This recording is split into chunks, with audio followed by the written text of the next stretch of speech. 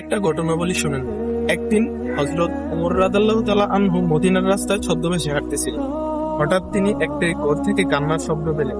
তখন তিনি ঘরটিতে ঢুকে দেখলেন একজন মা হাঁড়িতে পানি সিদ্ধ করতেছে আর পাশে বসে বাচ্চারা কান্নাকাটি করতেছে। তখন তিনি ঘরে ঢুকে ওই মাকে জিজ্ঞাসা করছেন, তুমি হাঁড়িতে কি রান্না করছো? তখন ওই মা উত্তরে বলল, আমি হাঁড়িতে পানি সিদ্ধ করছি, যেন বাচ্চারা এই ভেবে ঘুমিয়ে পড়ে যে খাবার আসছে। এই কথা শুনে ওমর ইবনে খাত্তাবের দুই চোখে অজরে পানি চলে আসলো। তখন তিনি সাথে সাথে মদিনায় চলে গেলেন এবং বাইতুল মাল থেকে নিজ কাঁধে করে খাবার তুলতে লাগলেন। তখন ওইখানে থাকা সৈনিকরা বলল, আমার কাছে দেন হুজুর, আমরা বোঝা বহন করছি। তার উত্তরে হযরত ওমর ইবনে খাত্তাব বলতে লাগলেন, কিয়ামতের দিন কি তোমরা আমার বোঝা তুলতে পারবে? এই কথা শুনে সব সৈনিকগণ তার কাছ থেকে সরে দাঁড়াল। তখন তিনি নিজেই কাঁধে করে ওই খাবার ওই পরিবারের কাছে দিয়ে আসলেন। সেই দিন ওমর ইবনে খাত্তাব শুধু ওই পরিবারকে খাবারই দেননি, তিনটা জিনিস আমাদের শিখিয়ে গেছে। 1, ক্ষমতা মানে সুবিধা নয়, দায়িত্ব।